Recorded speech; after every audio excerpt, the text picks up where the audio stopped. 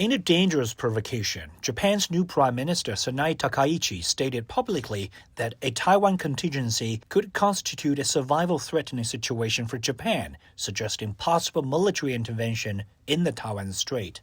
This marks the first time since Japan's World War II surrender in 1945 that a Japanese leader has openly linked a Taiwan scenario to the exercise of self-defense, drawing strong condemnation from China.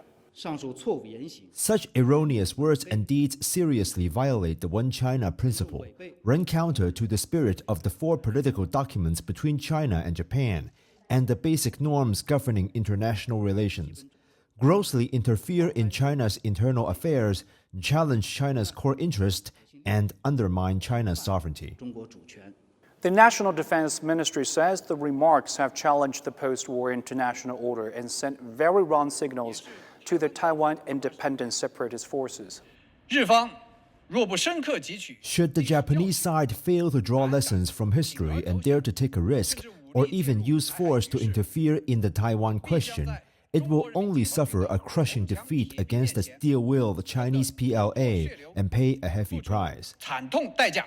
Didn't Takaich expect a barrage of strong response? Former Japanese Prime Minister Noda Yoshihiko said he was extremely shocked by Takaichi's statement, warning it to be posing significant risks. Worth mentioning is that Takaichi is a regular visitor to the notorious Yasukuni Shrine that serves as a spiritual tool and symbol of Japanese militarist war of aggression against many Asian nations. But she's gone even further with touting the rhetoric of Japanese militarism. Takaichi's remarks at this juncture serve three primary objectives. First, demonstrate an extreme hardline stance of pro-Taiwan and anti-China, continuing to court and incite Japan's right-wing populists, amplifying domestic anti-China sentiment.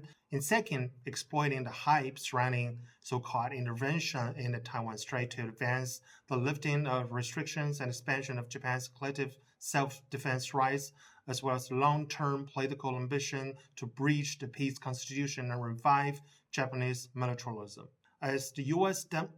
contemplates withdrawing from the Indo-Pacific or even abandoning Taiwan, this move seeks greater influence within the Indo-Pacific security chain to fill the power vacuum left by the U.S. while simultaneously pushing the U.S. to maintain its presence in the Taiwan Strait.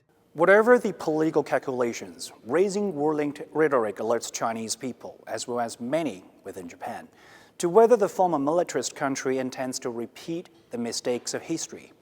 This September, the commemoration of the 80th anniversary of the victory in the Chinese People's War of Resistance against Japanese aggression and the World Anti-Fascist War was not just to remember the catastrophic sacrifices and heroic contribution. It was also to oppose attempts to distort historical facts and urge Japan to reflect on its wartime past with sincere attitude. Again, this October, the commemoration of the 80th anniversary of Taiwan's restoration to China was not just to celebrate the end of Japanese colonial rule over Taiwan, but also to reaffirm the One China principle by which China brooks no outside interferences. On one hand, Japan bears an undeniable historical responsibility regarding the Taiwan question. Far from truly repenting or reflecting on its past, Japan now seeks to actually replay the Lugo Bridge invasion, clamoring for aggression against China under the flimsy pretext of self-defense. This constitutes a sovereignty provocation and war threat targeting the entire Chinese nation. Both Chinese and Japanese people support peace. Over decades, we've built great cultural bonds, and our friendship has stood the political test. But Takaichi is manufacturing Japan's militarism-era narrative at the cost of bilateral relations and regional peace.